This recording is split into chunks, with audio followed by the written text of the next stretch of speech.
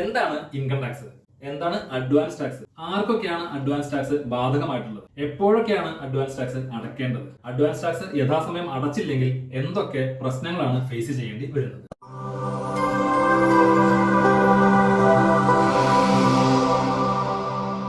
പലതരത്തിലുള്ള നികുതികളുണ്ട്.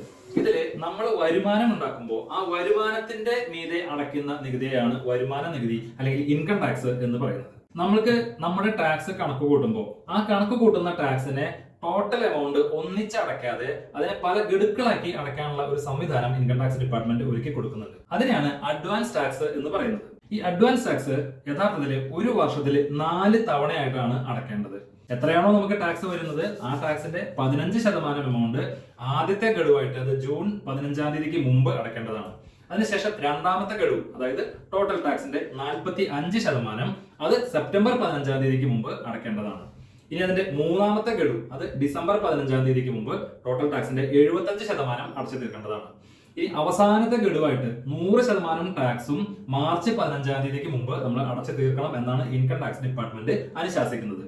അപ്പൊ ഒരു ഫിനാൻഷ്യൽ ഇയർ ഏപ്രിൽ മുതൽ മാർച്ച് വരെ നീളുന്ന 12 മാസങ്ങളാണ്. അതിനെ 4 ഭാഗങ്ങളാക്കി തിരിച്ച് ആ 4 ഭാഗങ്ങളിൽ 15, 45, 75, 100 അങ്ങനെ 4 ഘട്ടങ്ങളിലായിട്ടാണ് നമ്മൾ അഡ്വാൻസ് ടാക്സ് അടയ്ക്കേണ്ടത്. ഇത് ഇൻഡിവിജ്വൽസിനും ബിസിനസ്സുകാർക്കും എല്ലാ തരം ഇൻകം ജനറേറ്റ് ചെയ്യുന്ന ആളുകൾക്കും ഒരുപോലെ ബാധകമാണ്. ചില പ്രത്യേക തരം വരുമാനക്കാർക്ക്, അതായത് ചിലപ്പോൾ സാലറീഡ് ഇൻഡിവിജ്വൽസ് അല്ലെങ്കിൽ ചിലപ്പോൾ കോൺട്രാക്ടേഴ്സ്, ചിലപ്പോൾ പ്രൊഫഷണൽസ്, അങ്ങനെയുള്ളവരൊക്കെ അവര് ഇൻകം ജനറേറ്റ് ചെയ്യുന്ന സമയത്ത് തന്നെ അവർക്ക് ഇൻകം ജനറേറ്റ് ചെയ്യാൻ വേണ്ടി ആരാണോ പേയ്മെന്റ് കൊടുക്കുന്നത് അവർ TDS എന്നുള്ള പേരിൽ ഓൾറെഡി ടാക്സ് പിടിച്ച് അടച്ചിട്ടുണ്ടാവുമായിരിക്കും. അങ്ങനെ വരുമ്പോൾ ഈ TDS എമൗണ്ട് എത്രയാണോ അത് മൈനസ് ചെയ്തിട്ടുള്ള ബാലൻസ് എമൗണ്ട് മാത്രമാണ് നമ്മുടെ അഡ്വാൻസ് ടാക്സ് എന്ന് പറഞ്ഞ പരിധിക്കകത്ത് വരുന്നുള്ളൂ. നമ്മുടെ TDS എല്ലാം പിടിച്ചു കഴിഞ്ഞതിന് ശേഷമുള്ള എമൗണ്ട് 10,000 രൂപയേക്കാൾ കൂടുതലാണെങ്കിൽ മാത്രമാണ് നമ്മൾ അഡ്വാൻസ് ടാക്സ് അടയ്ക്കേണ്ട ആവശ്യമുള്ളൂ. അതല്ലെങ്കിൽ നമ്മൾ റിട്ടേൺ ഫയൽ ചെയ്യുന്ന ജൂലൈ 31-നോ അതല്ലെങ്കിൽ ഓഡിറ്റുള്ള ആളുകളാണെങ്കിൽ ഒക്ടോബർ 31-നോ എപ്പോഴാണോ റിട്ടേൺ ഫയൽ ചെയ്യുന്നത് അന്ന് ആ ടാക്സ് അടച്ചാൽ മതിയാവും. അഡ്വാൻസ് ടാക്സ് യഥാസമയം അടയ്ക്കാൻ ടാക്സ് പേയർക്ക് സാധിക്കാത്ത പക്ഷം 234B, 234C സെക്ഷനുകൾ പ്രകാരം ഓരോ ശതമാനം വീതം പലിശ ഇൻകം ടാക്സിലേക്ക് അടയ്ക്കേണ്ടതാണ്.